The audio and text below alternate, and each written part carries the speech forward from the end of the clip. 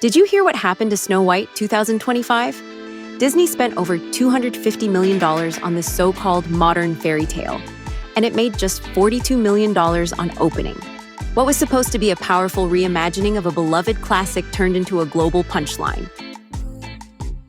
The lead actress trashed the original film, the cast fell into political controversy, and even the dwarfs didn't survive the rewrite. And just in case you forgot, this wasn't a random Disney Plus side project. This was Snow White, a fairy tale that started in German folklore and helped build the entire Disney empire.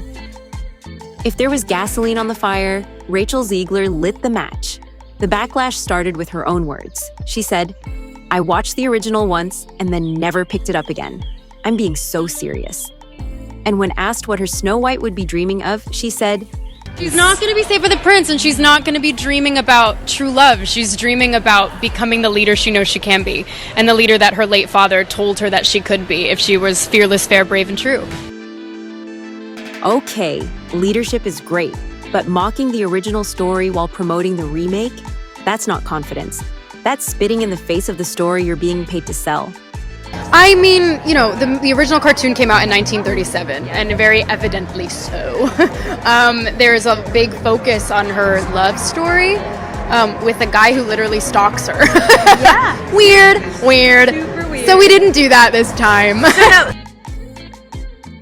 Updating a story written nearly 90 years ago? Fair enough. Snow White and the Seven Dwarfs came out in 1937. The world has changed since then. So have women's roles, expectations, and stories. But here's the thing. For millions of people, Snow White isn't just a cartoon. She's a memory, a part of childhood, a moment frozen in time that made us feel wonder, innocence, and magic. So when Disney decides to tear down the original character, reshape the entire storyline, and still call it Snow White, people don't feel inspired. They feel betrayed. And that's not just coming from fans online. David Hand, son of the original Snow White director, didn't hold back. It's a whole different concept, and I just totally disagree with it. My dad and Walt Disney would be turning in their graves. And when you hear that from the literal bloodline of the original film, you realize this isn't just a disagreement, it's a generational disconnect. Audiences aren't rejecting change. They're rejecting disrespect for the stories that shaped them. And then, just like magic, the tone changed. Gone were the smirks, the sarcasm, the girl boss jabs. Suddenly, Rachel Zegler was honored to play Snow White. She called the role iconic. She said she was grateful, but audiences noticed something. This wasn't a heartfelt evolution. When your lead actress publicly trashes a classic and then suddenly acts like she's Snow White's biggest fan, it feels fake. And the more polished she became, the more obvious it was that someone, probably deep inside Disney HQ, was pulling strings behind the scenes. Just when you thought the Snow White saga couldn't get more tangled, enter the political arena. In August 2024, amidst the buzz of the film's teaser release, Zegler tweeted, "Always remember, free Palestine." A simple statement? Not quite. The post garnered over 9 million views, igniting a firestorm. Disney executives were on high alert. Producer Mark Platt even flew to New York for face-to-face talks, urging Zegler to delete the tweet, but she stood firm, refusing to back down. Then came November 2024. Post-election, Zegler's frustration boiled over. She posted, "Donald Trump," and added, "May Trump supporters never know peace." The backlash was swift and fierce. Critics labeled her unhinged, with some demanding Disney shelve the movie entirely. Jonah Platt, son of Snow White's own producer, called Rachel narcissistic and immature. His exact words. She sabotaged her own movie by injecting politics and contempt into the press. She made it about her instead of the story. My name is Gal, and I'm Jewish. And we have had enough of Jew hatred. We would see people not condemning Hamas, but celebrating, justifying, and cheering on a massacre of Jews. When your Snow White tweets free Palestine, And your evil queen is from Israel. Yeah, that press tour got awkward fast. Rachel Zegler called Gal Gadot a professional pageant queen, and the internet lit up like a poisoned apple. Gal Gadot stood with Israel. Rachel Zegler stood with Palestine. Disney stood in the middle, sweating. This wasn't just Snow White versus the Queen. It was Twitter diplomacy meets red carpet drama. As if the script and casting weren't controversial enough, the dwarfs didn't survive the rewrite either. Actor Peter Dinklage, who has dwarfism and is best known from Game of Thrones, slammed Disney for even touching the original setup. He said, "You're progressive in one way, but you're still making that effing backward story about 7 dwarfs living in a cave."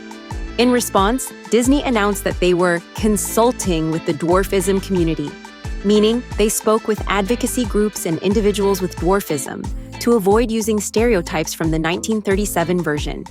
But instead of casting little people in those roles, Disney replaced the 7 dwarfs with a random group of actors of various heights and backgrounds. When set photos leaked, fans were confused. It didn't look modern. It didn't look magical. It looked like a random cosplay lineup from Comic-Con. They called it consulting with the dwarfism community, but fans called it what it looked like. Trying to be so safe, they ended up with a remake that had no identity. Here's what nobody at Disney seems willing to admit. You can't build real inclusion by erasing someone else's cultural identity. Snow White is a German fairy tale, not a metaphor, not a symbol. A real rooted piece of European folklore, white skin and all. Rewriting her ethnicity doesn't update the story, it changes what it is. And when Hollywood does that again and again, Ariel, Tinkerbell, even Tolkien's elves, it doesn't feel like progress. It feels like a quiet invasion of stories that weren't broken to begin with. And let's be clear, this isn't about race. This is about cultural respect. So you want to include Latina women in the conversation? Then don't erase Snow White. Introduce us to Princess Erendira, a real-life teenage warrior from the Purépecha people of Mexico. When the Spanish came to conquer her land, she didn't wait for a prince. She stole a horse from the enemy, led her people into battle, and became a symbol of indigenous strength and resistance. Want to include Middle Eastern women? Then meet Scheherazade, the brilliant Persian queen who escaped death by telling stories so powerful. They softened the heart of a king and saved her life. She didn't carry a sword. She wielded her words and ruled through wisdom. Craving African royalty? Step into the world of Nefertiti, the Egyptian queen whose very face became a symbol of divine beauty and power. She helped reshape a kingdom and left behind a legacy that still echoes through crumbled temples and shattered statues. You don't need to turn Snow White into a warrior woman, not when you already have Anaconda, a Taino queen, a poet, and a resistance leader who stood up to colonizers with dignity and fire. These are stories that haven't been told. They don't need to borrow someone else's fairy tale. They just need a chance to be heard. And if studios really cared about representation, this is where they'd start. Representation doesn't mean everyone gets to be Snow White. It means everyone gets their own fairy tale. You don't need to insult softness to celebrate strength. Some women lead nations, like Angela Merkel, who guided Germany through global crises. Others lead in love, like Mother Teresa, who served the world by following compassion. Some women manage billions, like Mary Callahan Erdos, one of the most powerful women in finance. Others lead emotionally, managing households, nurturing relationships, raising the next generation. And here's the part Disney forgets. It's not about who shouts the loudest. It's about what's true to each woman. Whether she leads a company or follows her heart, every woman deserves to own her path without shame, without being told she's outdated. Real empowerment means giving women the freedom to be soft or strong, or both, on their own terms. Snow White 2025 didn't just fail because of bad marketing, or because one actress said a few awkward things on the red carpet. It failed because people are done pretending that rewriting a classic is the same as progress. You can't keep swapping out cultural roots and selling it as inclusion. That's not how identity works. If this hit something in you, don't forget to like and share.